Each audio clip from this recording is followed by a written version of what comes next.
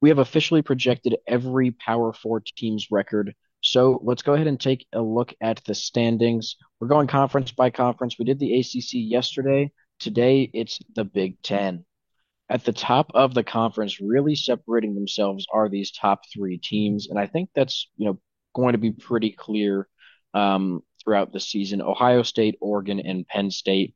The Buckeyes came out on top with the highest projected record. Remember, projected record is different from predicted record. We have not done predictions for every team. We kind of just gave a way too early rough estimate of the record. The projected record is based on the percent chance that we gave them to win each game, all added up. So Ohio State came out on top, Oregon second, and Penn State third. And I think that's going to stay pretty consistent when we do our predictions later on during this off season. After that, you kind of see that, like Jonah was saying, that separation of tiers, getting Michigan, Illinois, and Indiana. Indiana, with Fernando Mendoza coming in, should stay pretty consistent. I think is going to really solidify themselves in that second tier. Illinois, same thing, returning Luke Altmaier at quarterback, along with a lot of other returning production. I think they're around to stay as well.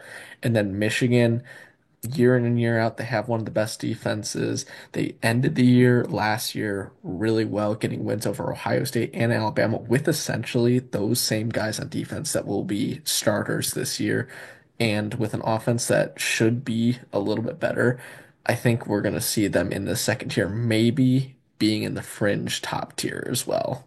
It all depends on their true freshman quarterback, Bryce Underwood. If he doesn't perform up to expectations, we saw a pretty rough performance in the spring game.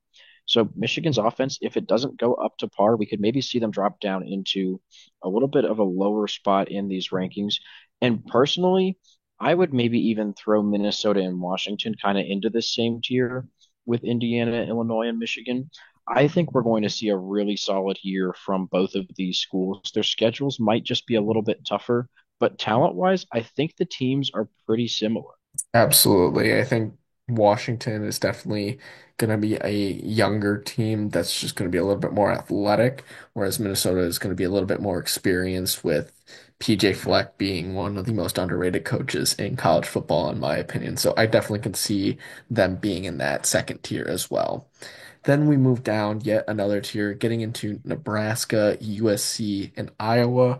Iowa's kind of in the same situation every single year. Maybe their offense can take another step forward, as we saw last year with Mark Gronowski coming in from South Dakota State. And USC lost a lot of people to the transfer portal. Going to be a little bit younger of a team, so maybe we can see them around 500 in the middle of the division. In Nebraska, we saw last year as well. I don't want to say they were like Indiana, but they did have potential to be a very, very good team in the Big Ten, but lost a couple games they shouldn't have, including against a really bad UCLA team.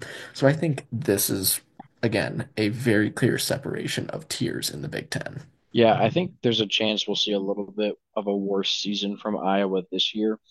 Personally, I think Michigan State's actually going to be better just with the schedule difficulty that they have. They ended up in a little bit lower spot in these projected standings. But I think Michigan State has some serious dark horse potential this year. Kind of the opposite is the team below them, though. Wisconsin has one of the most brutal schedules in all of college football. So, unfortunately for Badgers fans, probably going to see themselves around here, maybe even lower in the final standings. Yeah, especially with Rutgers being a really young team and on the come up, their schedule does not help them out. They have probably one of the toughest schedules in all of college football next season. But I think with their youth and their talent, I think they can compete in a couple games. Northwestern, not the case as much.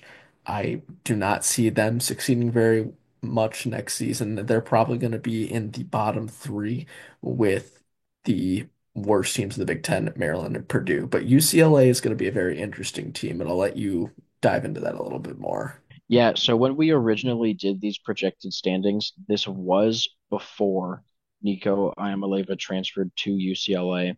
We had already done all of our percentages and everything, and we couldn't go back and change them because it would change videos we had already done. So UCLA probably going to see a little bit of a bump. Don't get me wrong, they are not winning the Big Ten or anything like that, but I think there's a decent chance that, they could maybe push for a bowl game this season. Absolutely. I definitely think they would move up at least one tier into that. I think like Michigan State tier, maybe not at the ceiling of Michigan State, but definitely in that like floor of where Michigan State would finish. The projected conference title, Ohio State and Oregon. Saw this matchup twice last year. The first time it was in Eugene. The Ducks barely beat Ohio State. Ohio State got their revenge in a big way in the Rose Bowl this season. I like Ohio State a little bit more.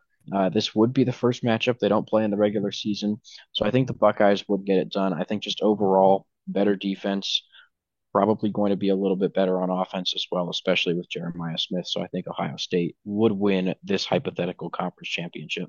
It would definitely be an interesting game. I think Ohio State in this circumstance would have more of a home field advantage because it would be played in Indy, and that's quite a long road trip for Oregon fans. But outside of that, like you said, I think I like the Ohio State offense just a little bit more. I think Oregon's just losing too many key pieces from last year. And even though Dan Lanning is a great offensive mastermind, I think Dante Moore has a couple questions that I'm not 100% sold on. Granted, Ohio State has those same questions with whoever their quarterback's going to be. But like you said, defensively, it's a whole different ball game. I think Ohio State's defense is going to be pretty good. Maybe not as good as last year with the departure of Jim Knowles, but still a very solid defense when it's led by the top defensive player in the country in Caleb Downs. So, thank you guys for watching. Please make sure to like and subscribe so you don't miss out on any more of our videos, and we will see you in the next one.